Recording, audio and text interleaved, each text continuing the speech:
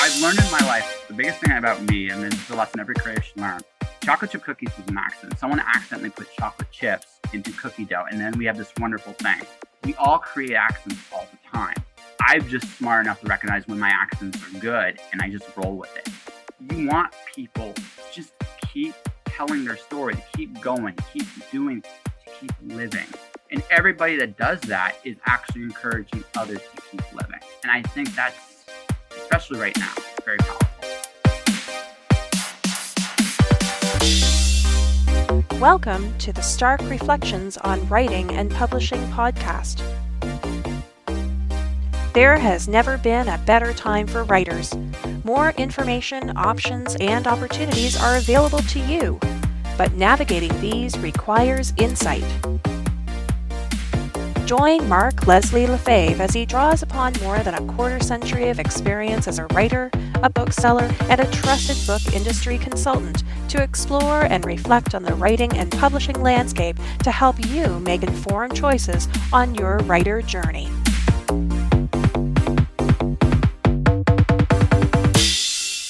Hello, Reflectives, and welcome to episode 162 of the Stark Reflections podcast. This is your host, Mark Leslie Lefebvre. In this episode, I have an interview with Joshua Pantalleresco. Now, Just Joshing is an Aurora Award Winning podcast that features Joshua interviewing authors and other creatives and business people about life, the universe, and everything.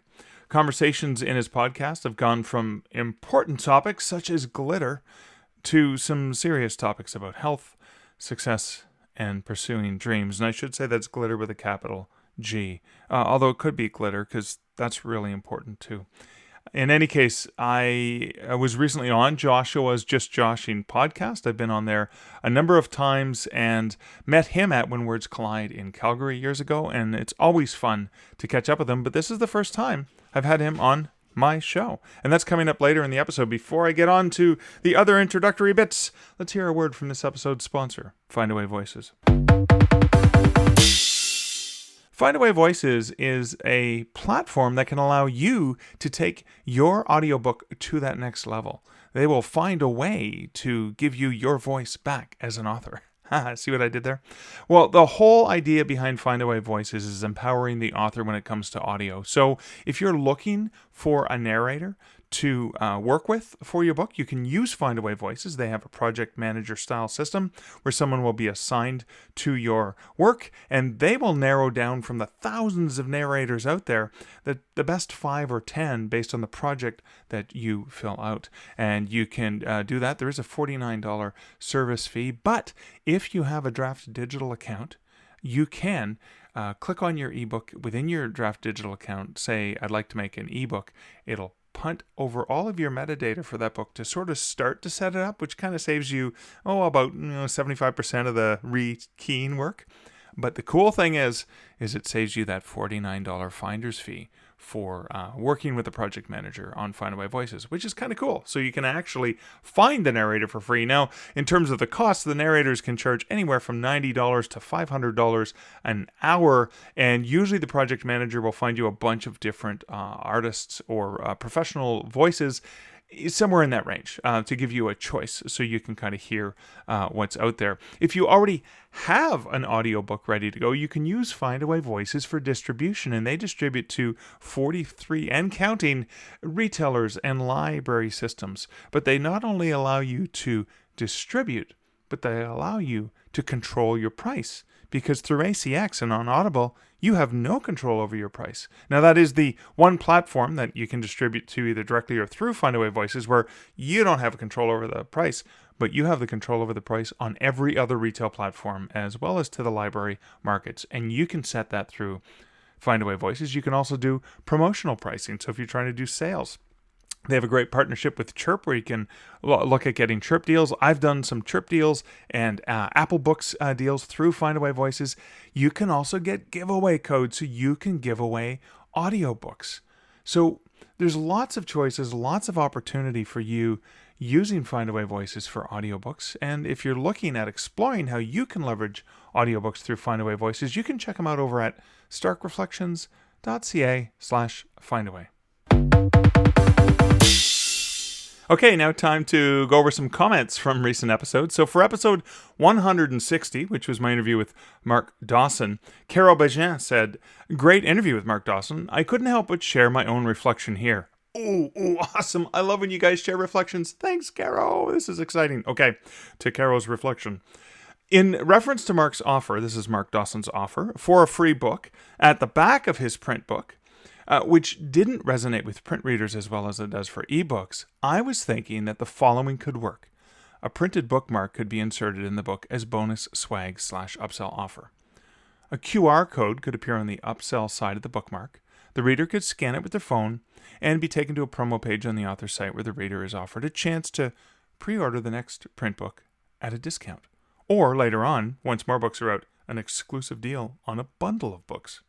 The checkout process on the author's e-commerce site could include a checkbox, initially unchecked to meet GDPR requirements, and the reader could check the box to opt in to receive marketing messages / join the newsletter as part of their online purchase experience.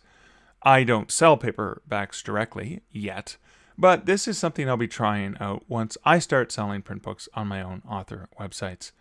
Thank you for that, Carol. I love that. I love that even though you're not selling print books directly off your website yet, that you're thinking about these things, that you're thinking about how you can integrate the giveaways in a physical world and stuff like that. So thank you so much for that great idea. And thanks for sharing your reflection. Something definitely for me to think about as well in terms of how to get those giveaways going and cross those lines between print and ebook. Now, there are plenty of comments and feedback from episode 161, and that was my NaNoWriMo no-nos. I love the fact that this kind of got you guys going, so I'm glad I did that episode. It was sort of a last-minute thing. I thought, why don't I just share some of that personal stuff? So I'm glad you guys liked it. So Jeanette Bedard said, "I'm about 10,000 words into my third NaNoWriMo. For me, the biggest benefit is the accountability it forces on me. And at the end of the month, I'll have a first draft done. Having done it both ways, by far the easiest way for me is to work from an outline. Then I can just focus on getting the words down instead of figuring out where my story needs to go. Of course, my stories don't always go where I plan, but that's good too." Yeah, that is so true, Jeanette. And that is true. I mean, just because, and this is, I think, what people like me who rarely outline fear, is that if you outline that you can't change it. Well, the reality is you're in charge. You can change it at any point, but at least the outline, as you say, is you figured out where things are going to go, and they can change, but at least you have a map that you can kind of follow. So that's really, really cool. Thanks for sharing that, Jeanette. Appreciate that. Sherry Dector Hurst says, "Hi, Mark. I'm doing Nano for the first time this year. Never had a project that was at the right stage, but 2020 has been the year of surprises." Understatement, she puts in brackets. And lo and behold, I was ready to start the second book of a historical mystery series I'm working on.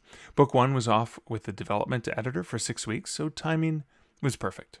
I followed the advice of experienced nanoers and prepped like crazy.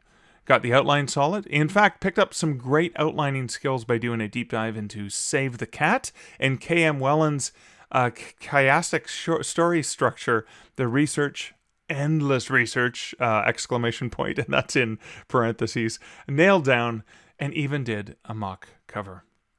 I've been averaging 4,000 to 5,000 words a day. Oh, wow. Whoa. 4,000 to 5,000 words a day. That's awesome, Sherry. Sorry, I had to apart from there. Back to Sherry's comment. Hit a bit of a dip the day after the U.S. election night coverage. Too much stress set me back on my heels, but I'm back on track. I've got a published goal of 50,000 words, but secretly hope to get the whole book done, about 90,000 words, by the end of the month. Really enjoying the Nano community. Found a bunch of peeps in my district who I didn't even know were writers. Love all the inspirational messages and videos, but the best part is posting my stats at the end of the day and seeing the line graph move. She said hee. I also say hee in response because that is fun. Definitely going to keep a project for Nano every year. I'm an everyday writer, but it's rewarding to feel part of a community. Thanks for the podcast. Keep them coming. Thank you so much, Sherry. I really appreciate you sharing how you're doing Nano, what's been working for you. And yeah, I have to admit, you know what, when seeing that graph and having a visual representation of the progress, there's a really heartwarming feeling as well as knowing that it's part of this other community. So thank you for that. So, okay. Roland Denzel commented on that episode, and he just said, the word is streak. Thank you, Roland. Now that's in response to me tripping all over the place and not able to come up with the right word. I was trying to come up with a word for, doing something consistently like NaNoWriMo every single day. And you don't want to break the streak, which is the word I was looking for. So thank you, Roland. I appreciate that. The next comment on that episode is from Chad Boyer, and Chad says the word you were working for is chain. And yeah, actually chain works well. I was actually searching for streak, but chain, funny, I didn't even come up with chain with the half dozen other words I came up with that were sort of synonyms for that. So Chad says the word you're working for is chain.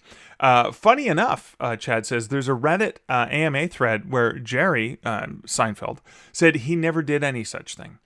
He is prolific, though, so he probably had something similar. Chad goes on to say, I liked your comment on the fact that you failed NaMo because you were going over edits for one of your stories. I had every plan to hit NaNoWriMo hard. I had my second book set up. I had the outline done. I was 25,000 words into it so far, so it would have been perfect to just finish it off. Then I took a step back. I still haven't published my first book and am in the final revision now before publication. I pivoted and I'm doing NaNoWriMo, which is NaNoWriMo, but revising for the month. Chad says, I've done a chapter a day. If I finish before the end of the month is out, I'll switch back to drafting, which is just what the habit is each day. I'm going to write or revise each day and get books published. Ship it is the key goal of any creative. Otherwise, you are just journaling. Thank you for that, Chad. I almost, when I was reading Ship It, I almost went into a Devo quote and put an earworm in everyone's head. But I'm not going to do that. I'm just going to stick to Ship It and ship it good. But thank you for sharing that, Chad. I'm glad that you're planning on shipping it, and that is the focus. And all the best of luck with your revisions and drafting for the month. Now, over on Twitter, George A. Leggett said, at George A. Leggett said, streak, all in capital letters, exclamation point. And then he says in the same tweet, that's not a request for Mark. I just think that might be the word that escaped him. Thank you so much, George. Yes, that was the word. And I love that. I love the humor in that because people who know me know I may be tempted to streak because, that's just kind of like doing zany things every once in a while. But not that I can't say I've never streaked. But as an adult, I have I? Let's not go there. Thank you for that. What I love is I knew as I was recording last episode, I knew that you guys, it was driving a bunch of you nuts saying the word streak, darn it. So I thought that was great. Thank you for that, George. I also got a Twitter message from @AdamRice. Who says, hi, Mark, just reaching out to say thanks for hosting a great podcast. I've learned a lot. Happy writing / publishing. Adam, thank you so much. I really appreciate that you took the time just to reach out to me on Twitter in that way. And thank you, Adam and George and Chad and Roland and Sherry and Jeanette and Caro. Thank you guys so much for your comments on the Stark Reflections podcast over at starkreflections.ca or on Twitter at Mark Leslie. You can leave your own comments and you get to hear me mess up your comments on this podcast. So that's it for the comment portion. Let's move over to my personal update. Okay, personal update. NaNoWriMo, as you know, it's the November 12th as I'm recording this, and I'm at 23,053 words so far. I'm a little tiny bit ahead of where I need to be. Every NaNoWriMo, I always start off, chomping at the bit, bull at the gate, kind of going nuts. Not nuts. Going really, really hardy and heavy early on. Oftentimes, the very first weekend of NaNoWriMo, I go big. And then I kind of start to falter off, and then I pick it up at the very end of the month. Well, I've been relatively consistent. Now, I've only had some days where there's been 600 word days, but I've got a little bit ahead, and I've mostly been focusing on fear and longing in Los Angeles, and again, falling down a bunch of rabbit holes every time I'm doing research into neighborhoods. So, for example, I had this. I've got Michael on the set, Columbia Studios in Culver City, 20 minutes from Hollywood, from downtown, and I have him meeting up with somebody there, and he's got a deli sandwich with him. And then I wanted to make it more realistic. I said, well, where's a good deli place that would have really good deli sandwiches near Columbia Pictures? And of course I fell down a rabbit hole reading about Johnny's, and I was like, oh my God, I can't wait to go back to LA so I can try that place out. So I fall down all of these rabbit holes. I fell down the same rabbit holes when I was writing the scene with Alicia Witt in the Hotel Cafe, which I knew she played at a lot.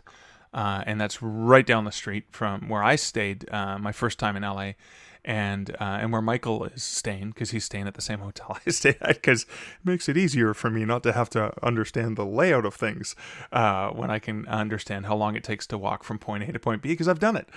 So that's kind of cool. So a lot of the work has been fear. So maybe only about, of the 23,000 words, maybe only about 3,000 words were written for Wide for the Win, which are the two projects that I'm working on for NaNoWriMo. So I've so far spent... I've decided to migrate from start with fiction first thing and then migrate over to nonfiction, because nonfiction doesn't require as much focus for me, because I'm always thinking about the business of writing and publishing, whereas I'm not always in that fiction mindset. So that's it's been good for me so far. I did that this morning.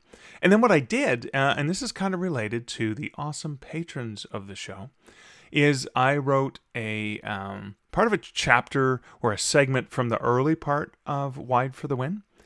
And that is something that I was doing an audio reading of it, because I find that's a really, really great way to quickly do a proofread. And I thought, why not record that? And what I've done is, for my patrons of the podcast who support this podcast over at patreon.com/starkreflections for $1, $3, or $5 a month. Now, if you're a $3 or month or higher patron, you'll get access to the audio feeds, which include this special sneak peek of that segment from Wide for the Win, which I think is kind of interesting. And I've already gotten feedback. Thank you, Connor, for the feedback on that. And speaking of which, Connor Whiteley, welcome to the small but powerful family of Patreon supporters of the Stark Reflections podcast. Connor, thank you so much for your investment in this podcast.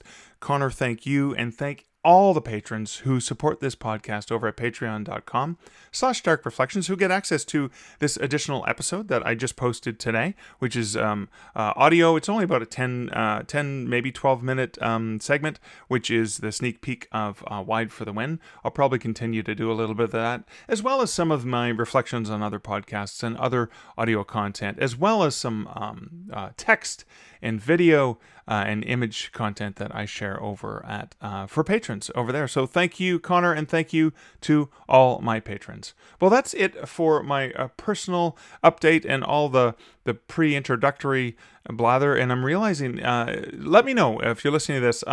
My introductory matter is continuing to grow and grow and grow, and it's almost at 20 minutes now, and I'm just curious to see if that's too much for you guys, if you want me to cut back on that, or if you're okay with it, because you can always, of course, skip ahead.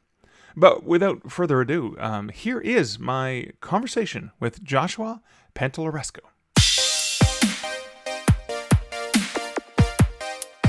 Josh, welcome to the podcast. Hey, it's my first time here. Yeah, I know. It's pretty exciting. After all this time, I realized I'd never actually had you on the Stark Reflections podcast. So thanks for agreeing to come on. Yeah, well, it's kind of a personal thing. I've seen your list. You have so many cool people on there. I wanted to be part of that cool list too. It's like, come on. Well, you know what? And I needed to have this Aurora Award Winning podcaster come on my show and just talk about the different things that you've been doing to inspire people. But before we get into the questions I have about that, let my listeners know a little bit about your background in this creative world that you're in. So I could sum up my entire creative career as a big giant accident. Like, honestly, no, I've always wanted to write stories. I started off, I think all of us start off wanting to be a writer, like someone that could actually go out there and it's like, I want to be that bestseller. I grew up reading Asimov, Bradbury, Robert Jordan, Edgar Rice Burroughs. I love that stuff. It's like, you know what? I want to be that tour author, that big giant tour megastar, superstar author. Right. And during high school, I wrote my first novel in high school. And then but I also have I'm someone that also has a little bit of I have a lot of different creative aspirations. I want to get into comic books, and we'll probably talk about what my scariest project is coming up to date on that, actually. Right. I started when I finished. I was, to be perfectly blunt, a flake in college. But what ended up happening was I ended up going onto comic book websites. Jeff Johns had a website called comicblock.com, and I started interviewing comic creators and reviewing independent comic books then. So that's when actually I started interviewing people. Right. And I did my first self-publishing book in my early 20s. It was a random poetry collection. It was a good experience to learn, because then I ended up in Arizona, and I learned how to sell in Arizona, because it basically was just me and my big mouth. And as you can tell, I have a pretty big mouth. So it kind of worked out. I taught myself the basics of putting myself out there. I kept interviewing people. I ended up working for one of my heroes that book led me to working for one of my heroes. That unfortunately did not go well, but I went through a big personal trial and tribulation after that. And I came to Calgary. And after about a couple of years to recover, I kind of take the chance. Okay, let's do another poetry class. Let's start all over again. Let's self-publish it again. And so what ended up happening was I wanted to write a longer poem than I wrote last time. And so I came up with this idea of this boy in the watchtower, and his family is in this compound, and they're slaves to dragons. And I loved this longer poems. Like, well, what happens next? And this is like where the accidents start to happen. So I wrote part 2, which is him killing his dragon master and escape. And it's like, okay, I gotta know what happens next. Then part 3 is like, it was his first night alone in the woods. Like, okay, this is a really good story. And I kept going, and I realized that this was the story I needed to tell right now. I ended up hiring somebody I used to work at a Kinko's with named Florence Chan. She's an incredible talent. Made me better. And I'm really grateful for her in more ways than one. And then, so we've got illustrations on the cover, and we got this thing. And my plan was just to do a Smashwords ebook release and then print copies out. So someone buys my Smashwords, someone I interviewed years ago. She goes, I really like this. What are you going to do with it? And I was like, I just told you. And she goes, well, I just signed a deal with Ingram. I'm starting a publishing house. I'll publish it. So that's how I accidentally wrote and published that way. And the podcast isn't that different. I've interviewed people throughout the years, like everybody. And I finally got this opportunity to interview Robert J. Sawyer. I used to do written interviews, and you still find them on my blog, where written interviews with different creatives from the past. And that was initially my master plan. I finally got a smartphone like this. I was like, I'm finally in the 21st century. Yes! And I could finally not have to memorize these things. I could actually just record it and transcribe. That was all I was thinking of. And I had this pretty good interview with Rob Sawyer, and we leave the lobby at When Words Collide. And I don't even remember who he talked to. They asked him what he was doing. So I got interviewed for the podcast, and that clicked. It's like, podcast. I wasn't thinking about a podcast. Could I do a podcast? And it's like in my head, it's like, yes. So I kind of I've learned in my life, like the biggest thing about me, and then it's a lesson every creator should learn. Chocolate chip cookies was an accident. Someone accidentally put chocolate chips into cookie dough, and then we have this wonderful thing. We all create accidents all the time. I'm just smart enough to recognize when my accidents are good, and I just roll with it. So that's my background, I think. Sorry, I'm making a note of this because you just gave me a really cool audio bite to use at the beginning of the podcast, so I'm making a note. A little bit of the behind the scenes on what goes on when I'm doing an interview. It's like, this is really good. I gotta use this. It's like, yes, the accident. It's like, I'm an accidental creator, and it's been that way the whole way. Like, when I got to, again, COVID happened this year, I was like, okay, I've been doing this podcast a long time. I've won awards. I've been nominated 3 times as an Aurora finalist. And I'm like, okay, I've been doing 2 a week, and I've been doing interviews for a long time. And I've known when COVID hit, my own experiences with my own personal apocalypses give me a very different perspective about what's going on here than most people. I've looked that straight in the face. And so it doesn't punch with me the same way. There's a point in my life where I struggled with, I guess, an illness, for lack of a better term, but where I wasn't in control of what was happening in my body. So in both particular cases, it gave me a perspective of a lack of control. I said, what's the bravest thing you can do in this situation? And that's tell your story. I had a novel I was ready to bring out. So you know what? Instead of just doing what I was gonna do, I'll just start telling stories online. And I started doing The Cloud Diver, which was my first novel, on my podcast every weekend. And after 2 weeks of that, I said, let's invite people to come read, because I thought about C.S. Lewis during World War II. He read what would become Mere Christianity on the BBC radio when the Germans were bombing London. And I first thought, on one hand, it's like, what are you doing? This doesn't accomplish anything. But then I thought about it. It's like, no, that accomplishes everything. The important thing that I think a lot of us are so in grief about this is life goes on. Life just always goes on. It doesn't matter. In one very real sense, COVID hasn't changed anything. In this sense that life is risk. For one day we're going to die. And one day, it's probably going to be a painful end. Like for most of us, it will be on some degree or another painful. So COVID is no different than anything else out there that way. What's important then is make it feel like life can go on. And one of the best ways to do that is to read your story out loud, because even though it might seem insignificant, you never know who's listening. So, and I thought that was a really thing. And I literally did March 15th was my first one. I ended the Cloud Diver readings at the end of October, at the beginning of middle of September. I'm starting my next book, Alice Zero, at the end of October. That's going to be a little different. I'm not quite sure what I'm going to do after that, but it's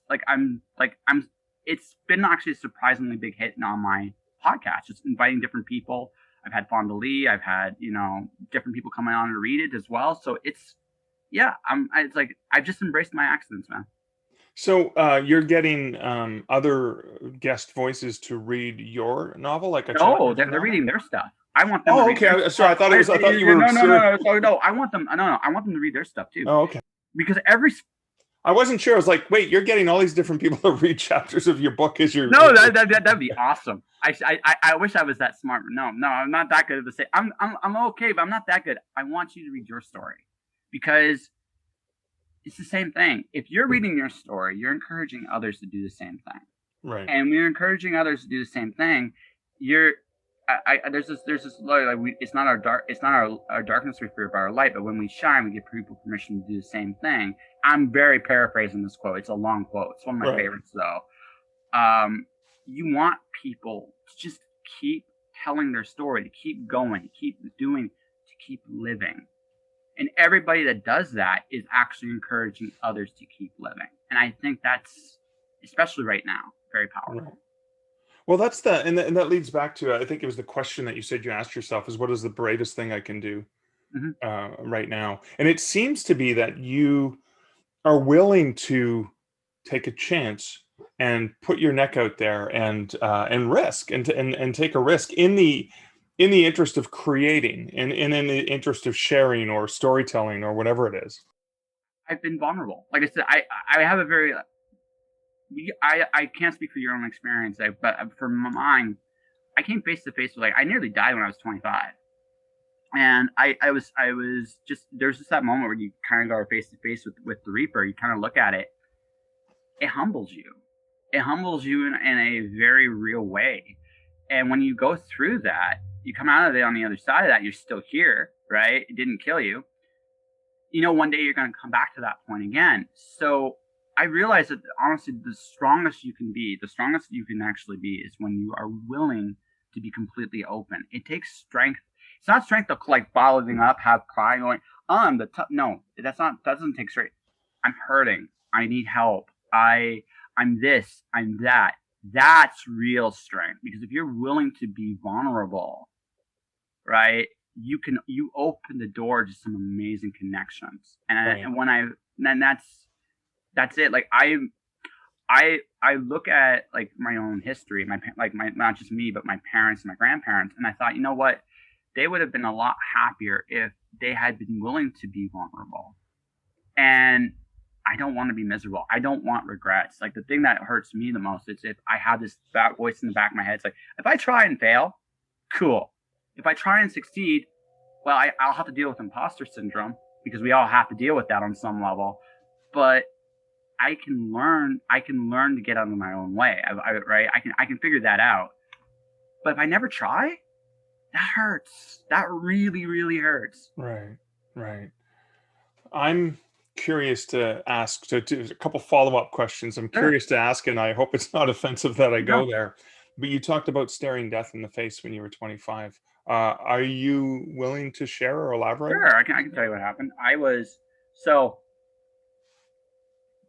After my time with my hero went south, where I was at that time completely went south too.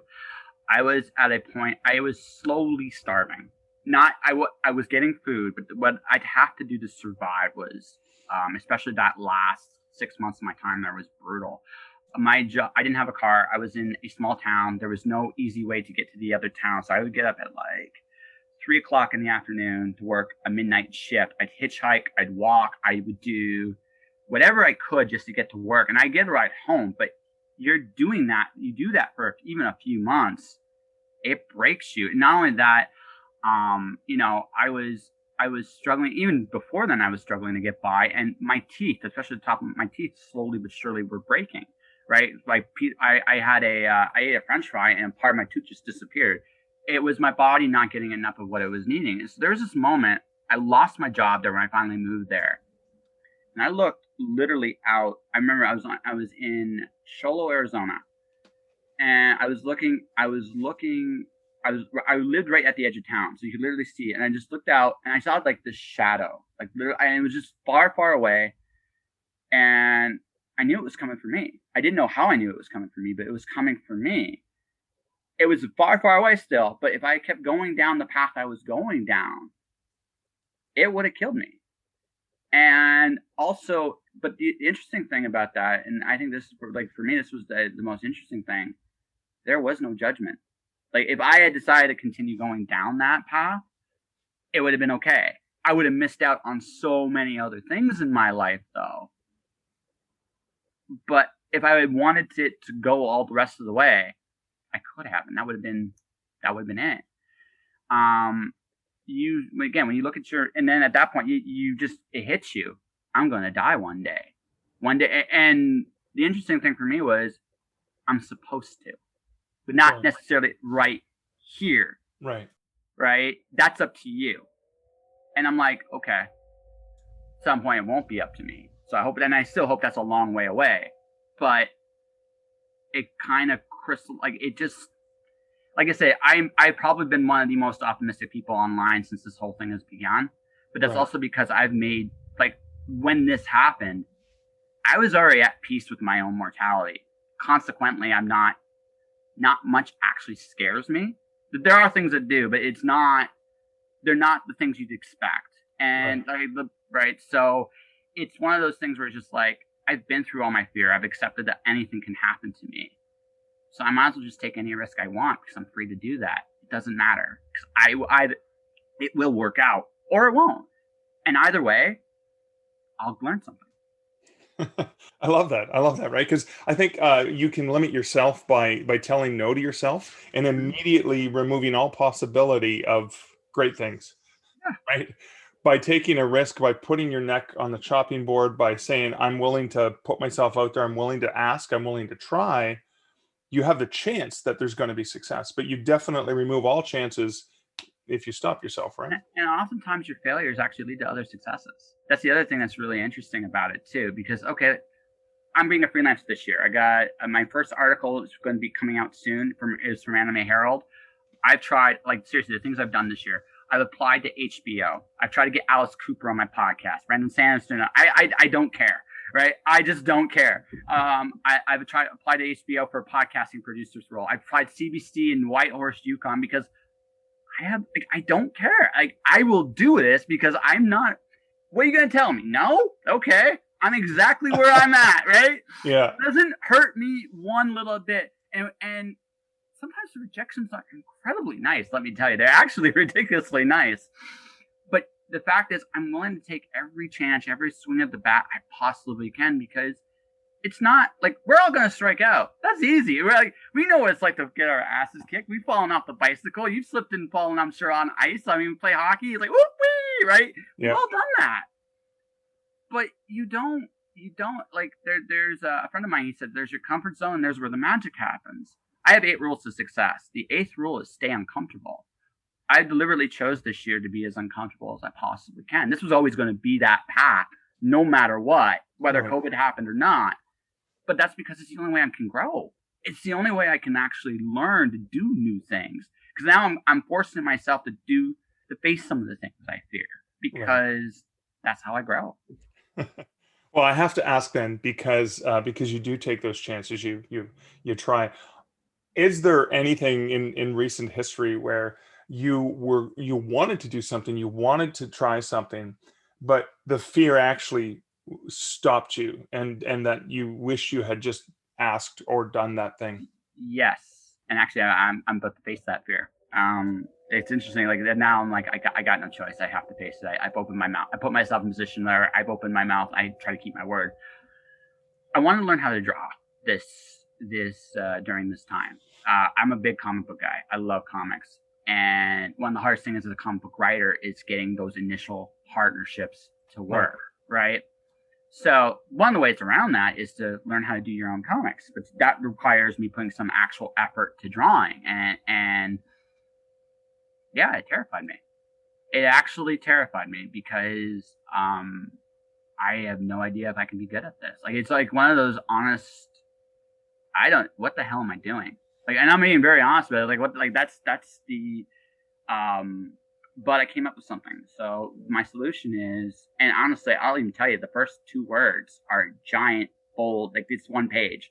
You're afraid. And it's literally the voice of my character chewing my ass for about 5 to 10 pages of, you're scared. And it's a very open, honest fear that most artists have when they ever start something they've never even imagined themselves doing.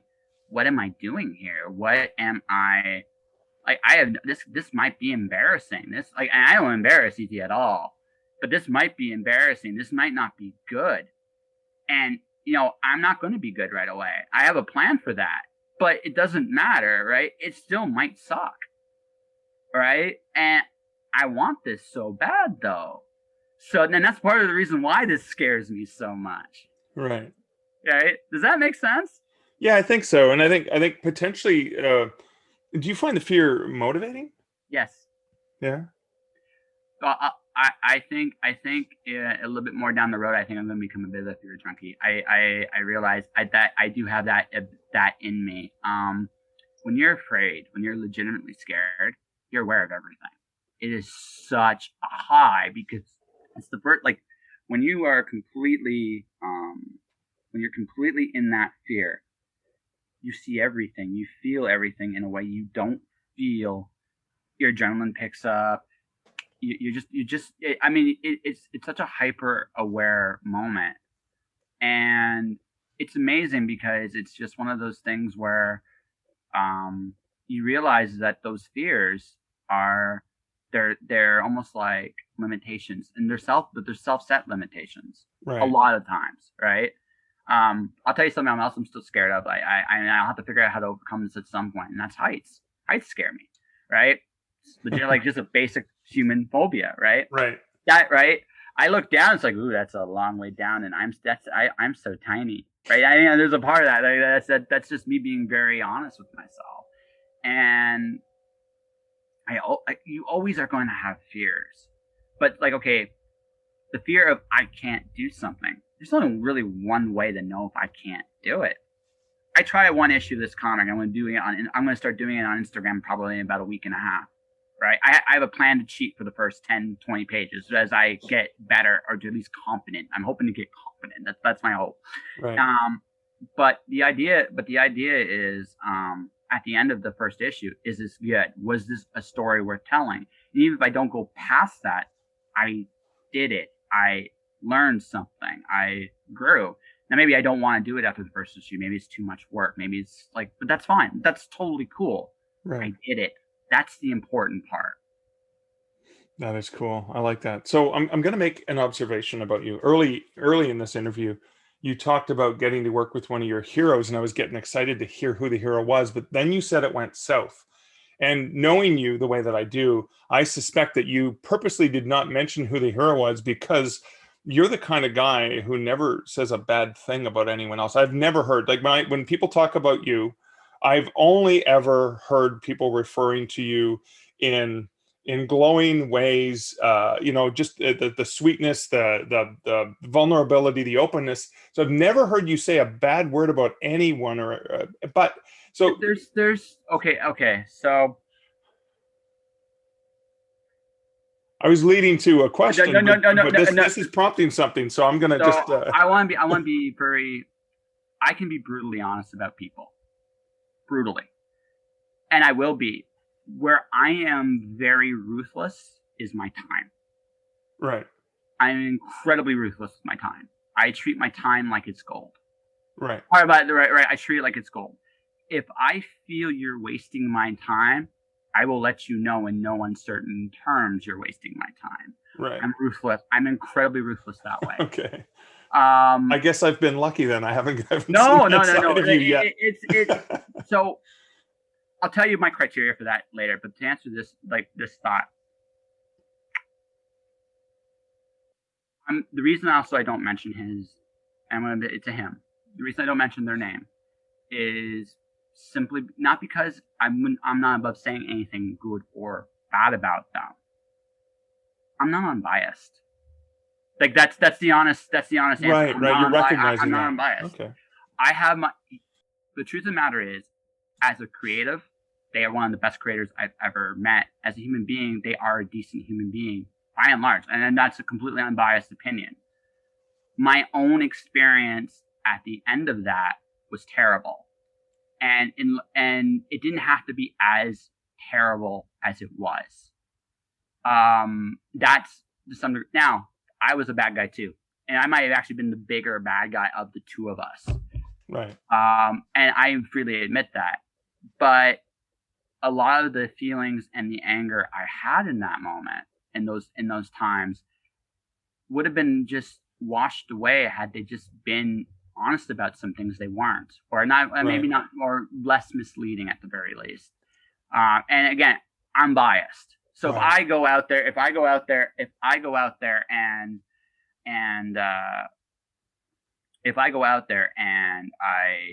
I got no problem criticizing the man, but I feel like I also, at this point, so much time has passed. I'm a different person than I was 12, 15 years ago. Right. Better, hopefully wiser. Maybe, hopefully. We'll let the universe can figure that one out.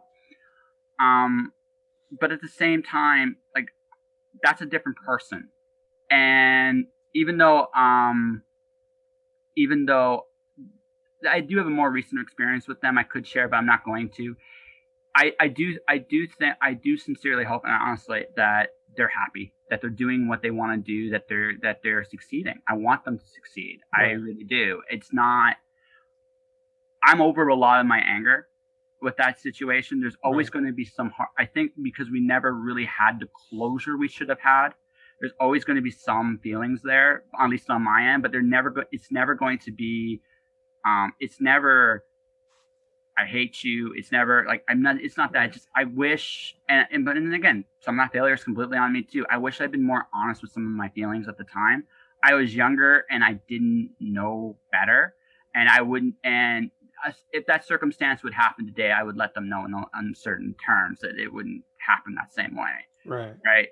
But I didn't know better, and I needed to learn some lessons I learned in that time.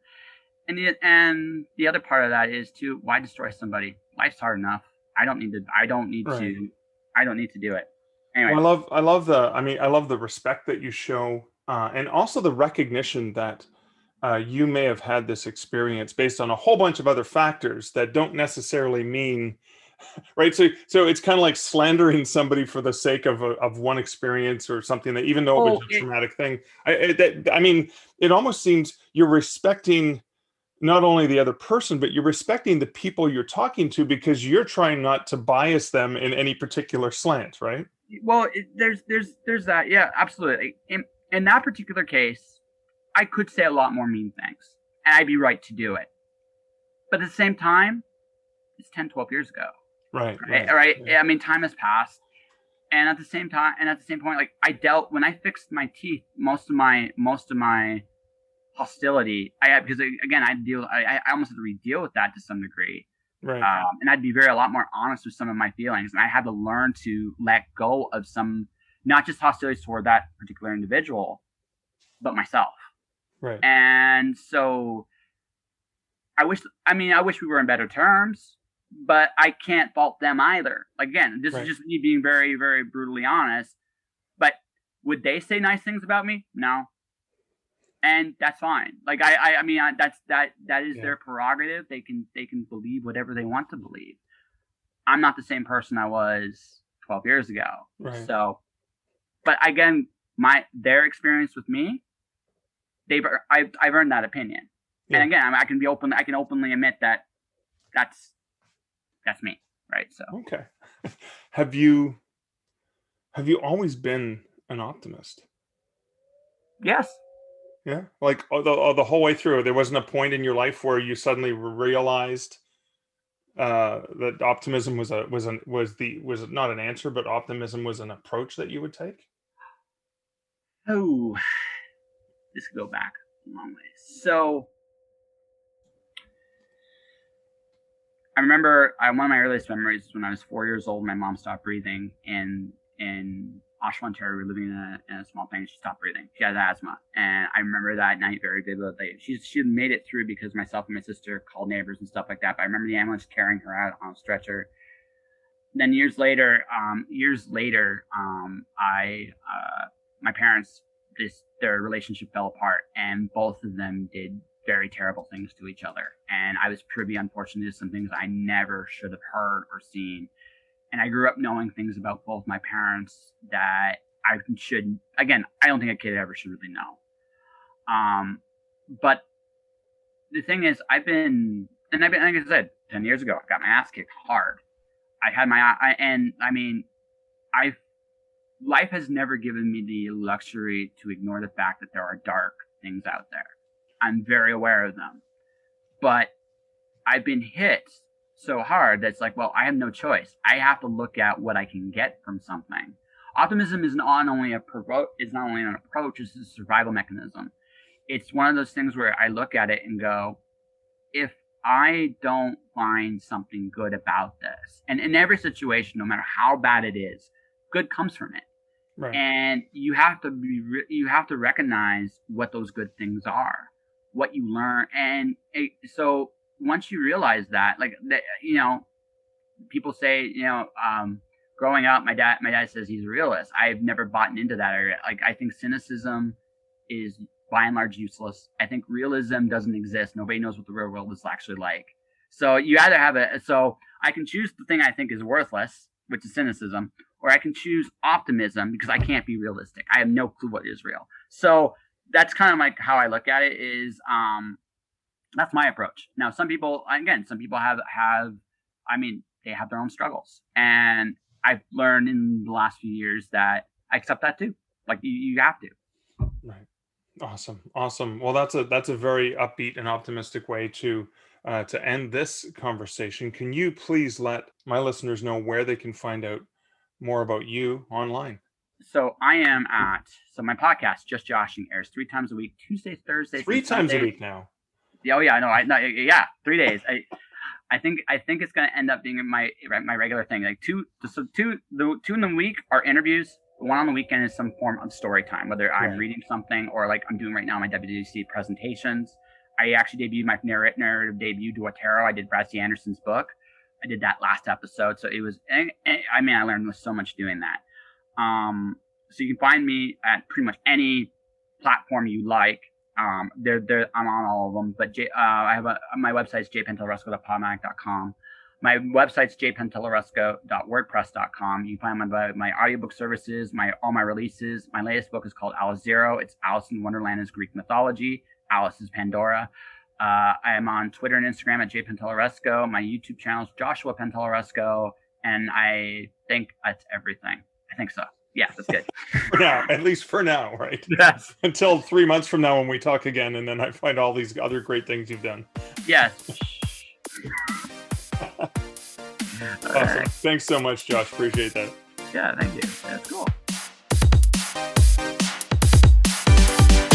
So I wanted to reflect on one of the things that Joshua said in that conversation is, I'm going to quote him here. He said, "I might as well take a risk because it'll work out or it won't. And either way, I'll learn something." He also reflects on how often failures lead to other successes. And that's a good reminder for all of us when we think about the things we dream about doing as writers, the creative endeavors we want to try, the people we want to interact with and liaise with. And it's something that I have reflected on before, and it's good to reflect on again, is if I want to, for example, there is somebody that I've been trying to get on my podcast. No, I've been thinking about wanting to get on my podcast, and so far I haven't had them on the podcast, but I haven't yet asked them. If I don't ask them, they'll probably never be on the podcast. Unless they approach me and ask, then I'll probably say yes, because I already want them. But if I don't ask them, they're not going to come on the podcast. If I ask them and they either don't respond or they say no, I'm in the exact same place that I was. I'm no worse off. Except maybe I'm better off, because then I know that that's not going to happen, that I'm not going to get them on the podcast. So I'll let you know how that turns out. But again, it's just reaching out and asking. And it could be asking for help. It could be asking for support. It's amazing. This is something that I learned from my good friend James Owen. And it's that something he says in his speech and book and audiobook, Drawing Out the Dragons, which, again, this is something I listen to at least once a year or read once a year. And it is, if you really want to do something bad enough, nobody can stop you. But if you really don't want to do something, no one can help you. And when you ask, sometimes it's help, or sometimes you want to interview someone for your podcast, or just chat with them, or ask them some questions. I guess the worst that they can say is no. I mean, I guess they could do a lot worse if they're a really mean person. But really, what's that gonna set you back? It could potentially push you ahead. And you'd be surprised when you ask how much people are often willing to give and share and want to help you succeed. It's amazing. Reminded again, I think it was Chris Humphreys that reminded me of this when I was interviewing him years ago at When Words Collide, the same place where I met Joshua, is when you're doing an author event. Remember that the people that are, to alleviate the anxiety and nervousness of being in front of people, the people who are watching you, okay, so now it might be on a Zoom or a live video broadcast on Facebook or whatever, or the people that are there in the audience, they're there because they want you to succeed. They're rooting for you. And that's just a couple things that I think about. When I think about Josh and I think about his approach on optimism and versus realism or cynicism, because we don't really know what real is, at least we can be optimistic. So again, always fascinating conversations with Josh. I was actually on his Just Joshing podcast. When we recorded this, we recorded my interview for his podcast. And so I'll include a link to that in the show notes. So that's it for this episode of the Stark Reflections podcast. I hope you enjoyed this podcast. If you enjoyed the Stark Reflections podcast, I would appreciate if you leave a review on the podcatcher of your choice, or better yet, share this podcast with someone that you think would get some benefit from it. Thanks again for listening to the podcast, for hanging out with me in this virtual audio digital space that we're in together right now. And I look forward to connecting with you again next week. So until next week and next episode, this is Mark Leslie Lefebvre wishing you great writing and good Stark Reflections. Thank you for listening to the Stark Reflections podcast. You can find show notes for each episode at starkreflections.ca.